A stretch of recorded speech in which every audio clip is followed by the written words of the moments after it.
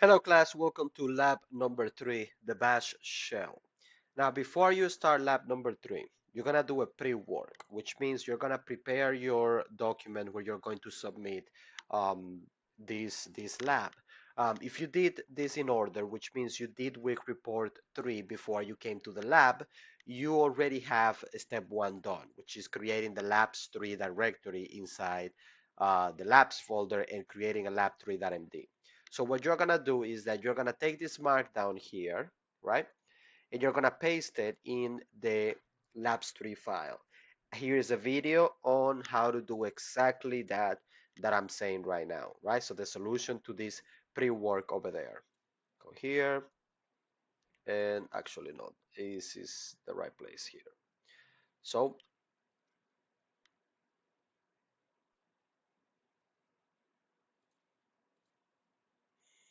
okay, make sure you are in your CIS 106 folder, which I already am in. And then here, just gonna delete this text from there, and we're gonna paste the markdown that was in the description. So here you have, let's change this from spring to fall 24, and here make sure you put your name, right?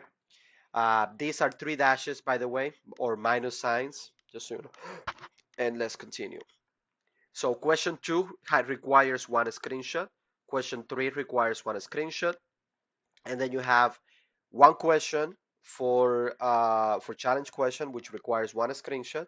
And then the source code of the script that you're going to write, which you're going to link to over here. So let's show you how to do all of that. Since this lab is not live on the website yet, I downloaded a PDF file of the instructions that I have over here. But let me just show you the how it looks like so far. So here's question 1.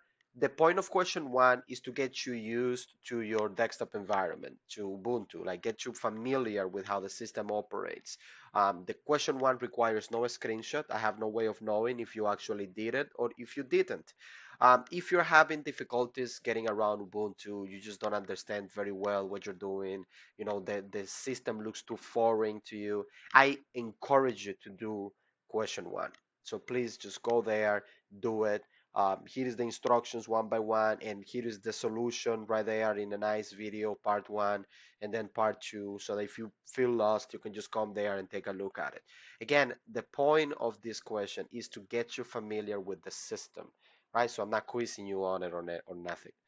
Once you finish this part over here, there is even a section for installing a custom font, just in case you wanted to do it. Move along to question number 2, right? Question number 2 does require a screenshot. The solution to question number 2, again, is in a video over here, part 1, and then part number 2. So I think I'm just gonna skip it in this video, and I'm just gonna show you the essence of what this question is about. The whole point of this question is to show you how you can use your terminal to learn about a command and then use the command on one side. And the command that I use here is the echo command because that's part of your quiz. Sorry, your challenge question. So I'm gonna go back to my virtual machine here. I'm gonna open Tilix. I'm gonna go full screen over here, and I'm gonna split it in two, right? Split in two. In this side, I'm gonna open the man page of Echo so that I can have the instructions here on the side. And then on this side, I'm just gonna practice commands. So I know that option N disables the trailing new line. What does that mean? Well, when you do Echo and then you provide some text there, let's say hello class, notice that when you press enter here, the output is thrown to you, and then a new line gets introduced to put um, the essentially the shell, so that you can type a new command, right? So that is the text, and then an invisible new line that appears over here, so that you have your shell prompt. You can disable that by using the -n option. So if you run this command again with -n, notice that the output and the shell prompt appear in the same line. So now let's play around with option E. Option E is for enabling backslash interpretation so that you can do fun things with echo. So for example, let's do echo -E, and let's do hello \n, which inserts a new line, hello world.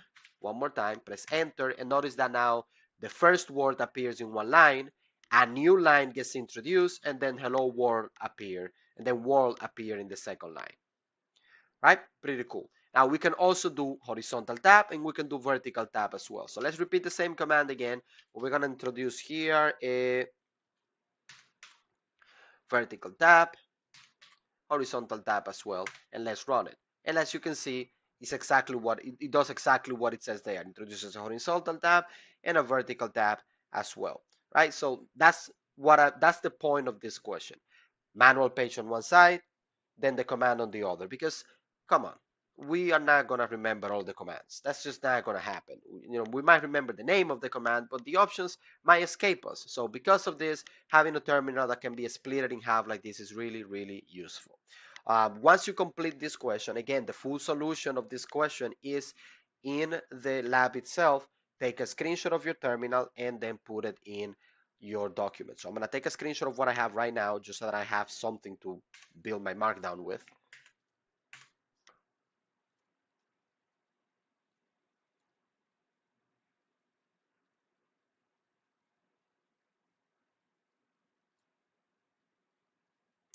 I'm going to place this. Let me change to other. I'm going to go to CIS 106, labs, lab 3, and then I'm going to place my screenshot right here. So click on open, and then the name of this description is question 2.1.png. That's the naming schema that we're going to use just in case we have more than one screenshot that you want to take, and because it's short, to the point, and it makes it easy to write markdown. So we're going to click on save here, and that's fine. Now let's move along to the next instruction here, which is question 3, writing a basic shell script. Okay, so let me close this. Let me queue to exit the man page, as you already know, and I'm just going to close my terminal. Now let me open my text editor right over here, which is going to open the last file that I created, and we don't want this, definitely. So let's go open our instructions on the side, put them side by side, and go to question number 3. So it says open the text editor, GNOME text, click on the gears icon here on the side, enable line numbers, again, all of the options over here, show right margin, auto indentation, check for spelling is disabled because it's annoying, the tabs are set to 4, okay, and now let's just change in the preference here, you can change the theme to whatever theme you like. I like this one, so I'm going to stick to that one. And after you're done, let's write a shell script, right? Yours might look empty, right? Or it might load the last script that you wrote, which is probably for practice number 4, right? So what I'm going to do is I'm going to click on new here, and then I'm just going to close this one because I don't need it. And let's do the shell declaration or shebang. And here we do $, exclamation mark, bin, bash. Done. Now we're going to save the file as lab3 script1.sh, right? So that's the name that we're going to give our file. So we're going to go here, menu, save, and we're going to place this in our CIS 106 labs lab number 3 directory right here. And this is called lab3 hyphen script 1.sh. Click on save. And now add the following text. So we're going to add this text. You can copy paste from the lab, right? You can copy paste it from here. I recommend that you type it, but again, I'm not going to tell you what to do with your computer. I recommend you type it to practice, but again, I'm just going to copy this. So copy, paste, and now we're going to save this. Again, make sure that you read these lines. If you don't understand one of these commands, stop for a moment and try to understand what they do. If that makes sense to you, let's save this script. Save, good. Now we're going to add these comments here. So again, here, these are just comments. Comments are lines of code that the computer does not execute because they are for humans to read. So author, your name, right? And then the current date, you know, today is the current date. What is today? Today is September 29, 24. And the description, this is a basic script that uses environment variables and the date command, right? That's it, just a very basic example of a shell script. And now to execute the script, simply copy or, you know, just execute it with this command that you see over here. We're gonna save. Now we're gonna open a terminal and put it on the side over here. And to execute, we do bash, and then we provide the path of the file or the location of the file. So we're going to start with tilde / is in the CIS folder, which is in, then we go to the labs folder, then we go to lab number 3, and then finally we type lab 3 hyphen script1.sh. Press enter, and that's what it's supposed to show. If for whatever reason your script doesn't run, it's because you made a typo at some point. Start over again. Trace back your steps slowly, and I guarantee you, you will find the mistake. I'm going to take a screenshot of this. You can take a screenshot of the terminal alone, or you can take a screenshot of the terminal and the text editor together. It's up to you. So I'm going to take my screenshot here, and I'm just going to take a screenshot of the terminal. Okay. I'm going to call this question3 that question3.1.png. Click on save. Okie dokie. And now let's move along to the challenge question, right? So the challenge question. In the challenge question, you're going to create a shell script that is going to provide this output, as close to this output as you possibly can make it. These are the rules for the challenge. You are required to only use these commands over here. Any other command that you use, automatic 0. Not even going to bother reading it, automatic 0. You have to use the commands that we covered during class. Anything else will grant you a 0, right? So I suggest that you do this yourself so that you can actually get great. After you complete the script, what you are going to do is that you're going to run the script using this command here. You're going to name it challenge_lab3.sh so that the script can run. If you name it something else, then modify the command so that it works. There are extensive examples in the presentation on how to use each and every one of these commands. Moreover, you are supposed to already know how to use them because you did week report number 3 and you practiced them during week report number 3. You are welcome to use the cheat command, right? Cheat is very, very useful in this scenario. Anything else? No, that's about it. What I'm gonna do is that I'm going to simply copy this. I just need to create a random file, right? And I'm just gonna call this author, the date stays the same, and the description for your script is going to be challenge question solution. Challenge question solution.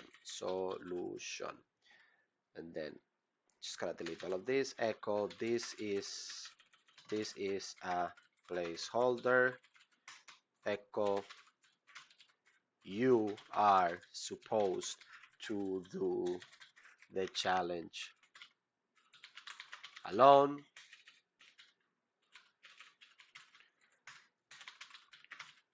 I can, however, provide clarifications. If you are stuck and you need something to be explained to you, you're welcome to reach out to me in a Slack and we can hop on a call and I can explain whatever you are not understanding from this challenge question. I need the source code of the script and I need a screenshot of the script running. I'm gonna download your script and I'm gonna run it in my virtual machine. If it works, if it provides the output that you're claiming it does, then you'll receive your credit. Your goal is to make it look as close to mine as possible using only the tools provided here. So I'm gonna save this in here, and this is called challenge underscore lab3.sh. Click on save. Good. I can close that.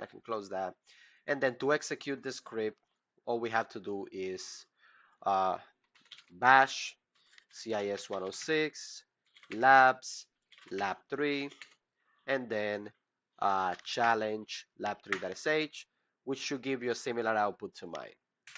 Take a screenshot.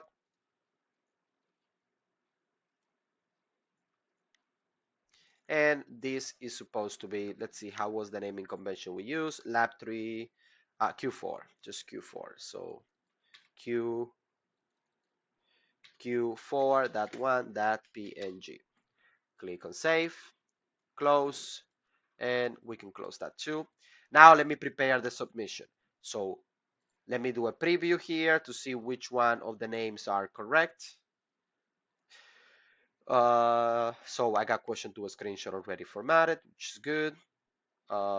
Question 3 is wrong, so let's fix question 3. Point 1.png. Good. And now let's do question 4, which is question 4.1.png. Good. And now the source code for this, this is located inside two periods backslash. Actually, it's in the same folder, right? The script is in the same folder. I can see it right over here. Right? Lab3 script.sh, lab3 script.sh. Yeah. Yeah.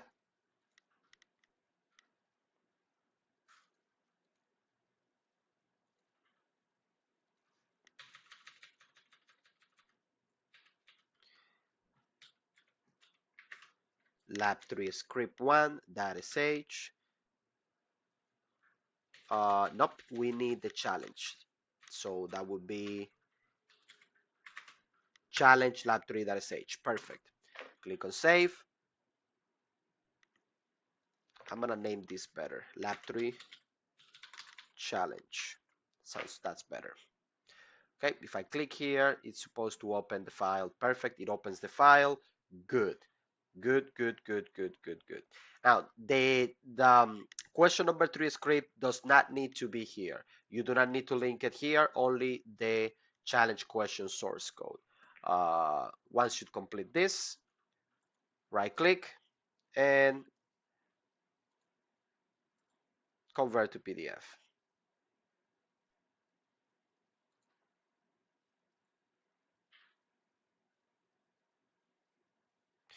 And let's do our git commands.